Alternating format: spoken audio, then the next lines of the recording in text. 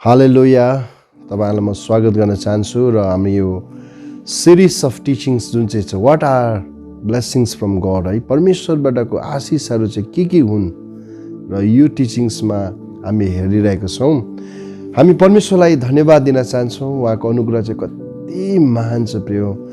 अनि आज म विश्वास गर्छु तपाईको परिवारमा, तपाईको व्यक्तिगत जीवनमा परमेश्वरको आशिष, तपाईको परमेश्वरको उपस्थितिलाई तपाईले थाहा गरिरहनु भएको होला। म तपाई आजको बिहान म तपाईको परिवारमा, तपाईको जीवनमा परमेश्वरको आशिषलाई म बोल्छु र प्रभुले तपाईलाई आशिष दिउन्। र परमेश्वरको वचनले भन्छ मानिस रोटीले मात्र हैन तर परमेश्वरको मुखबाट निस्केको हरेक वचनले बाँच्दछ। र यो वचन म तपाईको अगाडि पढ्नु मन पर्यो है। परमेश्वरको वचन दुई खण्ड चाहिँ एउटै किसिमले लेखेको छ। मत्ती 4:4 र लुका 4:4 मा दुईटा कुरा चाहिँ एउटै वचन लेखेको हामी पाउँदछौँ। अनि त्यो चाहिँ म तपाईको आज बिहान तपाईको अगाडि पढ्न चाहन्छु। मत्ती 4:4 ले भन्छ, तर उहाँले जवाफ दिएर भन्नुभयो, यस्तो लेखेको छ, मानिस भोजनले मात्र होइन तर परमेश्वरको मुखबाट निस्केको हरेक वचनले बाँच्दछ है। कति मिठो वचन। मत्ती 4:4। अब म तपाईको अगाडि लुकाको सुसमाचार 4:4 पनि तपाईको अगाडि म पढ्न चाहन्छु। लुका 4:4 मा पनि यसरी लेखेको हामी पाउँछौँ। लुका 4:4 मा येशूले त्यसलाई जवाफ दिनुभयो, मानिस भोजनले मात्र जिउने छैन भनी लेखेको छ। मानिस भोजनले मात्र जिउने छैन भनी लेखेको छ। औ परमेश्वरको वचनद्वारा मात्र मानिस जिउँदछ। र आजको बिहान यही कोसिसमा छ है कि आज परमेश्वरको वचन हामीले सुन्नुपर्छ। यो कानले उत्सुक हुनुपर्छ परमेश्वरको वचन सुन्न, अनि हृदय हर्षित हुनुपर्छ परमेश्वरको जीवित वचन सुन्नको लागि। हजुर दर्शकहरूलाई एकदमै धन्यवाद। तपाईहरुको प्रार्थनाको कारणले गर्दाखेरि आज परमेश्वरले मलाई आशिष दिनुभएको छ मेरो सेवकाईमा, मेरो पारिवारिक क्षेत्रहरूमा, अनि साथै मेरो मिनिस्ट्रीको क्षेत्रहरूमा परमेश्वरले धेरै धेरै आशीर्वाद दिनुभएको छ। अनि तपाईहरुको माया अनि तपाईहरुको सहयोगले जुन एउटा टिम बिल्डअप हुँदैछ है, एउटा यो युट्युब च्यानल, एउटा सब्सक्राइबर जुन चाहिँ अहिले 500+ भइसकेको छ, म प्रभुलाई धन्यवाद दिन चाहन्छु। तपाईले अझै पनि सहयोग पुर्याइदिनुहोस्, धेरै भन्दा धेरै जोडिन सकोस्, ताकि यो प्रयास छ यहाँ कुनै एउटा के भन्छ यो संसारमा यो के अरे आफ्नो च्यानल बनाउनलाई यो एउटा मेरो विचार छैन। म एउटा विचारले यो च्यानल मैले सुरु गरेको छु। त्यो चाहिँ के हो भन्दाखेरि परमेश्वरले दिनुभएको धेरै वचनको रेभोल्युसनल प्रकाशहरू प्रभुले दिनुहुन्छ, त्यसलाई कसरी जोगाएर राखौँ। अनि मैले पहिला चाहिँ यसरी डायरीमा लेख्थेँ, अहिले पनि लेख्छु। अनि लेखेर जुन प्रकारले यसलाई प्रिजर्भ गर्छु। तर के हुँदो रहेछ भने केही सालको बादमा यो डायरी पुरानो हुँदै गएपछि कोही बेला मिसप्लेस, कोही बेला हराउने कोसिस हुँदो रहेछ। अनि होइन त है, परमेश्वरको भित्रबाट मलाई के बोझ भयो भने यसलाई चाहिँ कसरी हुन्छ एउटा प्रिजर्भ गरेर राख्ने, ताकि आउने पुस्ताहरूले यो वचनबाट आशिष पाउन्। धेरैजना परिवारको लागि अनि धेरै व्यक्तिहरूको लागि जोहरू परमेश्वरको वचनको तृष्णा गर्छ, उहाँहरूको लागि यो एउटा भिडियो तयार गरेको छु है। म तपाईलाई इन्करेज गर्न चाहन्छु, तपाईले प्रार्थना गरिदिनुहोस्, ताकि म विश्वास गर्छु मानिस आज भोजनले मात्र होइन तर परमेश्वरको मुखबाट निस्केको वचनले बाँच्दछ। प्रेज द लर्ड है। आउनुहोस् अब हामी आफ्नो सिरिज अफ टिचिङ्समा आज पार्ट 2 मा हामी छौँ। अनि what are blessings from God है, परमेश्वरबाटको आशिष के हुन्। त अहिलेको संसार, मैले अगाडिबाटै मेरो पहिलो टिचिङ्स भनिरहेको थिएँ, अहिलेको संसारमा चाहिँ आशिष भनेको बित्तिकै चाहिँ मेटेरियलिस्टिक कुरामा गइहाल्छ मान्छेहरू। आज मेटेरियलिस्टिक सुन, चाँदी, रुपियाँ, पैसा, गाडी, जग्गा, जमिन, घर, सबभन्दा बेसी चर्चा यसैको हुन्छ। त आज म यो पहिलो टिचिङ्समा मैले तपाईँलाई यो कुरा बताउन खोजेँ कि आज मेटेरियलिस्टिक टिचिङ्स चाहिँ मेटेरियलिस्टिक यो जुन चाहिँ कुराहरू चाहिँ यो चाहिँ वास्तविकतामा यसो हेर्नु हो भने यो चाहिँ म चाहिँ के भन्छु भने यो चाहिँ आशिष होइन। मेटेरियलिस्टिक कुराहरू चाहिँ यो भौतिकताको कुराहरू चाहिँ संसारमा छोडिराख्ने कुराहरू एक दिन संसारमा छोड्नुपर्छ तपाईँ अनि मैले। यो आशिष होइन, यो हामीलाई चाहिने कुरा हो। प्रभुलाई जान्नुहुन्छ। हामीले मत्ती 6 हेऱ्यो भने हामी त्यहाँ पाउँछौँ, प्रभुलाई थाहा छ हामीलाई के कुराको खाँचो छ। संसारमा बस्दा जे कुराको खाँचो छ त्यो परमेश्वरलाई थाहा छ। त अब आशिष चाहिँ के हो त? What are the true blessings? यो हामीले हेरिरहेको थियौँ है। परमेश्वरलाई हामी धन्यवाद दिन चाहन्छौँ। एफिसीको पत्रमा पौलले सफासँग लेखेको हामी पायौँ। पहिलो आशिष हामीले अस्ति हेर्दै गरेको चाहिँ के हो भन्दा, पहिलो आशिष चाहिँ परमेश्वरले हामीलाई चुन्नुभयो। यो सबभन्दा बेसी परमेश्वरप्रतिको कृतज्ञता, धन्यवादी चाहिँ हुनुपर्छ। तपाईँले म जस्तो अयोग्य व्यक्तिहरूलाई परमेश्वरले चुन्नुभयो। यो पद तपाईँको अगाडि म फेरि पढ्न चाहन्छु है। हाम्रो प्रभु येशू ख्रीष्टका परमेश्वर र पितालाई धन्यवाद होस्, जसले हामीलाई स्वर्गीय स्थानहरूमा हरेक आत्मिक आशिषले ख्रीष्टमा आशीर्वाद दिनुभएको छ। अनि पहिलो आशिष चाहिँ के हामी हेऱ्यौँ, 4ले भन्छ, जसरी उहाँले हामी उहाँका सामुन्ने प्रेममा पवित्र र निष्कलङ्क हौँ भनेर संसारको उत्पत्तिभन्दा अघिबाटै चुन्नुभयो। अनि पहिलो आशिष हामीले हेरिरहेको छ, परमेश्वरले आज हामीलाई चुन्नुभयो। परमेश्वरले आफ्नोको लागि हे चोजनस है, उहाँले हामीलाई चुन्नुभयो। अनि आज मैले पहिलो टिचिङ्समा तपाईँले भनिरहेको थिएँ, तपाईँ एउटा चुनेको व्यक्ति हुनुहुन्छ। परमेश्वरले तपाईँको नाउँधरि थाहा छ। बाइबलले भन्छ परमेश्वरले हाम्रो नाउँ थाहा हुन्छ, अनि हाम्रो नाउँ पुकारेर बोलाउने परमेश्वर हुनुहुन्छ। अनि जुन दिन तपाईँले यीशुलाई ग्रहण गर्नुभयो, तपाईँ चुनिएको व्यक्ति हुनुहुन्छ, अनि तपाईँको नाउँ चाहिँ जीवनको पुस्तकमा लेखिन्छ। वाउ, कति आनन्दको कुराहरू है। चुनेको व्यक्ति जसले यीशुलाई ग्रहण गरेका छन्, उनीहरू चाहिँ आज साँच्चै नै उनीहरूको नाउँ चाहिँ जीवनको पुस्तकमा लेखिएका छन्। एक दिन तपाईँ संसार छोडेपछि कत्रो ठुलो आशिष, तपाईँ चुनेको व्यक्ति भएको कारणले गर्दा तपाईँ एक दिन परमेश्वरको अगाडि खडा हुँदा साँच्चै नै त्यो जीवनको पुस्तक खोलिँदा तपाईँको नाउँ त्यहाँ हुनेछ है। प्रेज द लर्ड। हामी परमेश्वरलाई धन्यवाद दिन चाहन्छौँ। दोस्रो हामीले हेरिराखेको आशिष चाहिँ के हो भने 5मा पहिला हामीले चुन्नुभयो, पहिलो आशिष। दोस्रो, त्यसरी नै हामीलाई उहाँको इच्छाको अभिप्राय अनुसार आफ्नो निम्ति ख्रीष्ट येशूद्वारा धर्मपुत्र हुनलाई उहाँले हामीलाई अघिबाट नियुक्त गर्नुभयो है। दोस्रो आशिष, सबभन्दा ठुलो आशिष भनौँ न, परमेश्वरले हामीलाई धर्मपुत्र, उहाँको सन्तान बनाउनु भयो। योहना 1:12 हामी हेरिरहेको थियौँ, जतिले उहाँलाई ग्रहण गरे परमेश्वर तिनीहरूलाई उहाँको सन्तान हुने अधिकार दिनुभयो। र दोस्रो आशिष हामीले हेरिरहेको थियौँ है। तर त्यसको पनि जिम्मेवार छ। अनि जिम्मेवार चाहिँ के भन्दाखेरि हामीले 3टा कुरा गर्नुपर्ने। पहिलाको हामीले हेरिरहेको थियौँ निष्कलङ्क, अनि फर्स्टमा प्रेममा रहनु, दोस्रो आफ्नो जीवन र पवित्रताको जीवन, अनि तेस्रो चाहिँ निष्कलङ्क, एकदमै राइचियस लाइफ है, कुनै दाग बिनाको भन्नु चाहेको परमेश्वरको वचनले। त आज हामी तेस्रो आशिषलाई यति बेला हामी हेर्नेछौँ। अनि त्यो चाहिँ हामी 6मा पाउँछौँ। फेरि कन्टिन्यू सिरिज अफ टिचिङ्स दिन्छ कि उहाँको अनुग्रहको महिमाको प्रशंसाको निम्ति जो उहाँले हामीलाई उहाँको प्रियमा सित्तैमा प्रदान गर्नुभयो। हामी तेस्रो आशिष चाहिँ कि उहाँको अनुग्रह।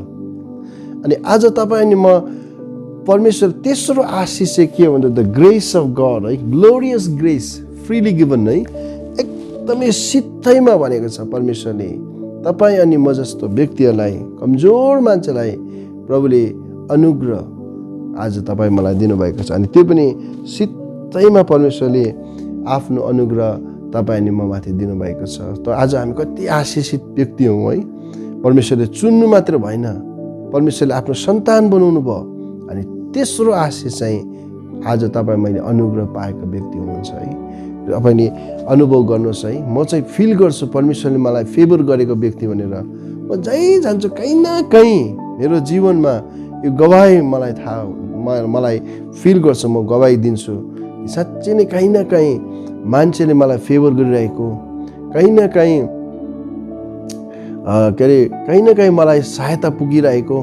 यो म के थाहा पाउँछु भने यो अनुग्रह हो परमेश्वरको, यो परमेश्वरको ग्रेस हो। कोही बेला हुँदै नभएको कुराहरू पनि जुन काम अब हुनै नसक्ने कुरा पनि केही एकैछिनमा भइहाल्छ, किनभने यो माथिको परमेश्वरको अनुग्रह हो। अनि परमेश्वरको अनुग्रह चाहिँ यति बिघ्न कि आज परमेश्वरले हामीलाई सहायता गर्नुहुन्छ र हामी परमेश्वरले हामीलाई सन्तान हुनलाई नियुक्ति गर्नुभयो अनि सन्तान भएको कारणले गर्दाखेरि परमेश्वरले हामीलाई सित्तैमा ग्रेस दिनुहुन्छ, अनुग्रह दिनुहुन्छ है। अनि साँच्चै नै कोही बेला आज हामी पाप गरी पठाउँछौँ, कोही बेला हाम्रो जीवनमा परमेश्वरदेखि टाढिन्छौँ, तर प्रभुको अनुग्रह चाहिँ कति महान है। आज जति नै म टाढे तापनि परमेश्वरले कहिले पनि मलाई छोड्नुहुन्न। परमेश्वरले मलाई फेरि पनि पवित्र आत्माद्वारा फेरि पनि उहाँको अनुग्रहको कारणले फेरि पनि मलाई परमेश्वरले आफ्नो अङ्गालोमा परमेश्वरको नजदिकतामा परमेश्वरले मलाई खिच्नुहुन्छ। यसले गर्दाखेरि तेस्रो आशिष नभुल्नुहोस्, मैले चाहिँ परमेश्वरको अनुग्रह पाएको छौँ। अनि परमेश्वरको अनुग्रहको मतलब चाहिँ फेभर पाएको व्यक्ति हुनुहुन्छ तपाईँ। गड्स फेभर, परमेश्वरको फेभर पाएको मान्छे हुनुहुन्छ। अब परमेश्वरबाट तपाईँले फेभर पाएको व्यक्ति हुनुहुन्छ भने संसारमा झन् तपाईँलाई परमेश्वर जिउन कति सजिलो छ। आशिषको कुराहरू जहीँ जानुहुन्छ तपाईँले फेभर पाउनुहुन्छ।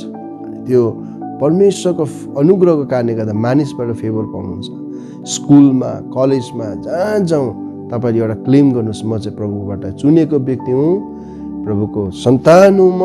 अनि म तेस्रो चाहिँ आशिष चाहिँ सबभन्दा ठुलो आशिष, म ग्रेस पाएको मान्छे, अनुग्रह पाएको मान्छे हुँ।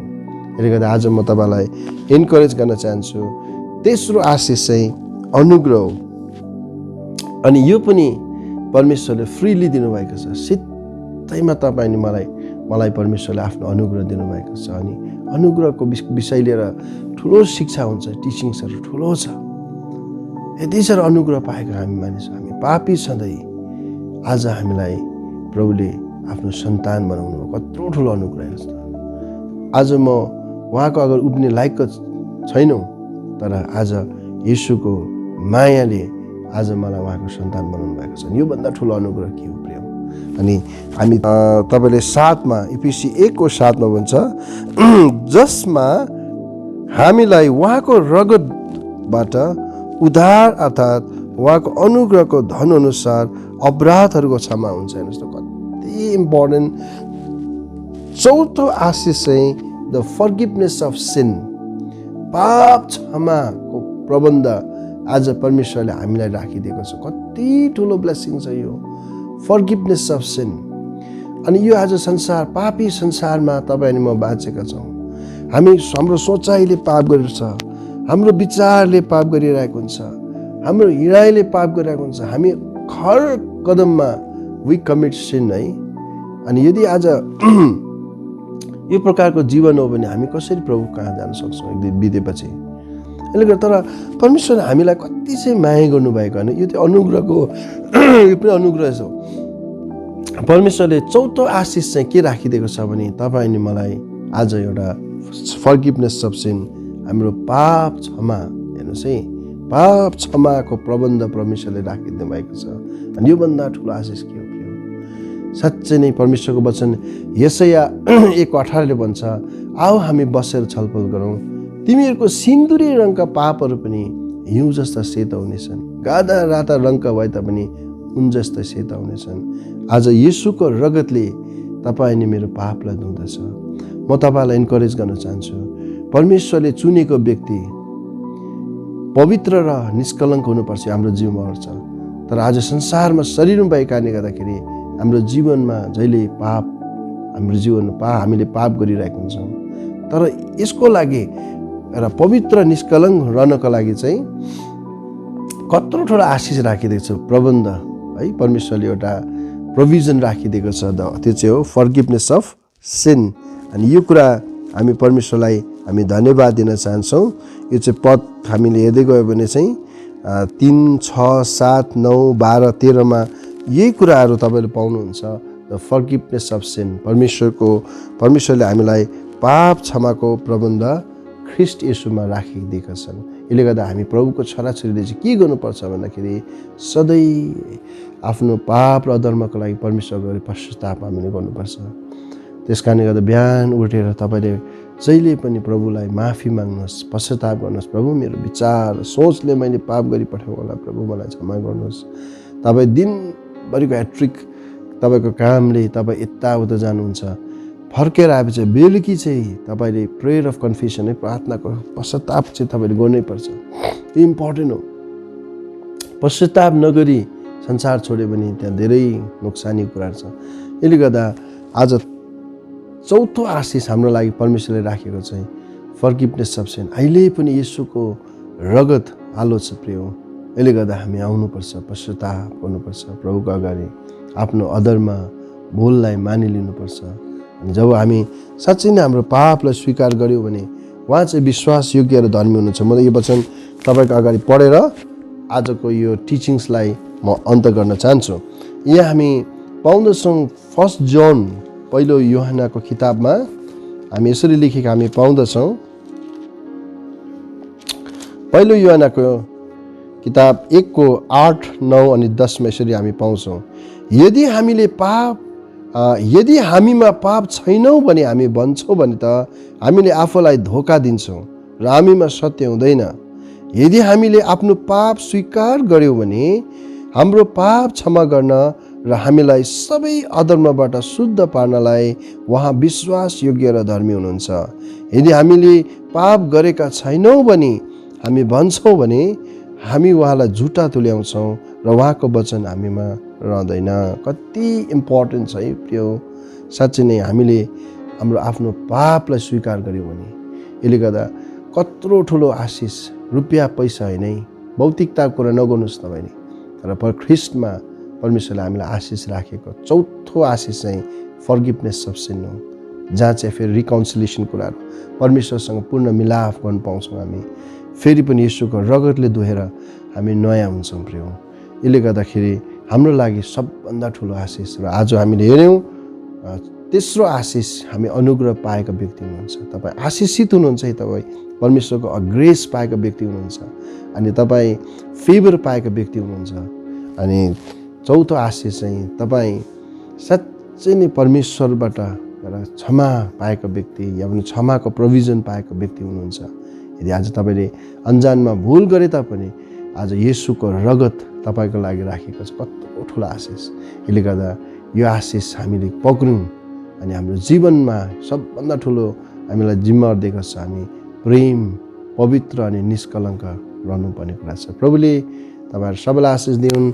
जय मसीह। हामी तेस्रो सिरिज अफ टिचिङ्समा फेरि पनि नेक्स्ट टाइम आउनेछौँ। God bless you. तपाईँको परिवार, तपाईँको जीवनमा प्रभुले आशिष दिउन्। जय मसीह।